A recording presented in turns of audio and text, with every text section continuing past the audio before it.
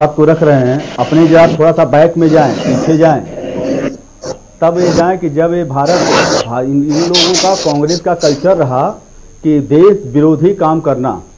इसके पहले भी आप देखिए जब जेएनयू में नारे लगे थे तब भी कांग्रेस खड़ी थी, जब इसके बाद शाहीन बाग हुआ था तब भी कांग्रेस खड़ी थी, यहाँ तक कि जब इसके बाद आप लॉकडाउन में जब कोविड में सारे के सारे देशवासी कोविड-19 से चुनौती को स्वीकार कर रहे थे, लड़ रहे थे, तब भी यही प्रियंका वाड्रा आई थी जो है कहने के लिए कि हम 1000 बसें देंगे।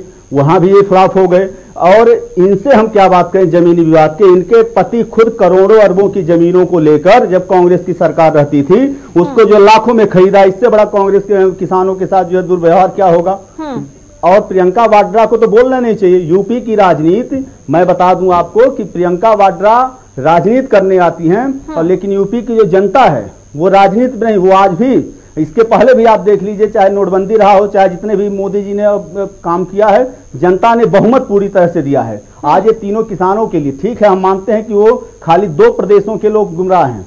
हमारे यूपी के पूर्वांचल में आप देखिए एक किसान धरने पे नहीं है, कहीं जहां जबरई ये लोग धरना कराने के लिए अपने कार्यकर्ताओं से जबरई करवाना चाह रहे हैं। लेकिन मनोज जी एक बात बताइए, आप कह रहे हैं कि सिर्फ 2 प्रदेश के किसान गुमराह हैं। नहीं, एक बात बताइए, जिस तरीके से आपका कृषि कानून आया और उसमें जो तमाम चीजें थी उसमें तो यहाँ तक कहा गया था कि इस कृषि कानून के बाद किसानों को अदालत तक जाने की अनुमति नहीं थी। हालांकि जब बातचीत हुई तो आपने उसकी अनुमति दे दी। तो कहीं ना कहीं इस कानून में कुछ तो कमियां होंगी, तभी तो किसान बैठे हुए हैं और बातचीत भी चल रही है और आप कह रहे हैं कि हल निकालना चाहते हैं। तो इस बात को सीधे से नजरअंदाज कर देना कि सिर्फ 2 राज्य के किसान आंदोलन कर रहे हैं, ये कहां तक सही साबित होगा। और क्या लगता है कि कहीं ना कहीं जो सरकार के लिए भरोसा होना चाहिए उसमें कमी है?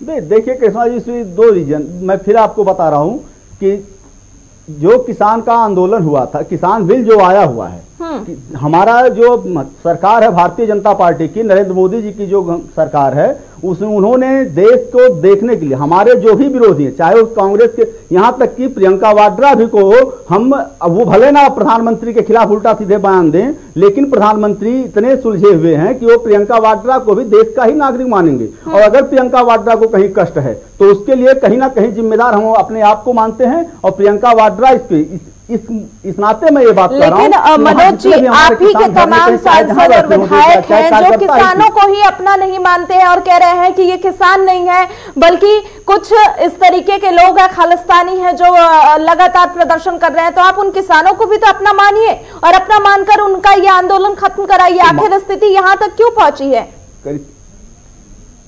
बिल्कुल करिश्मा जी, लेकिन हम कह रहे हैं कि ये आंदोलन के रूप में विपक्ष के बहकावे में आके ये जो भी हमारे, जैसे आपने कहा हमारे जो भी विधायक, हम कह रहे हैं कि अगर नहीं मानते तो हम उनसे बात काहे करते? भाई अगर हम बात कर रहे हैं उनसे, अच्छा, आप से बात कर रहे हैं, उनको मनाने की कोशिश आपकी सरकार नोटबंदी कर लेती है, आपकी सरकार नोटबंदी करती है तो पूरा देश चाहे वो कार्यकर्ता हो, मान जाता है, चाहे वो किसान हो, चाहे जो इसकी पुष्टि आप ना किए ना हम कर पाएंगे। मनोज जी एक बात का जवाब दीजिए, सारी कार्यकर्ताओं का उलट पलटन आ रही है, तो इसको हम मानने इस बात का जवाब दीजिए कि अपनी बात को मानने के लिए प्रधानमंत्री जी से बार-बार बैठक कर रहे हैं, बात कर रहे हैं, लेकिन वो जबरदस्ती मनवाएंगे तो जबरदस्ती तो नहीं हो पाएगा। नहीं मनोज जी, पहले जनता पार्टी इस सवाल का जवाब जबरदस्ती और डर के कारण कोई काम नहीं होता कि ISI वाले डरवाने लगे तो हम मान लेंगे कि हम भाई डर गए, हम आपकी बात मानने को तैयार हैं। कन्हैया कुमार में नारे लगा के हम मान लेंगे, हम मानने को नहीं तैयार।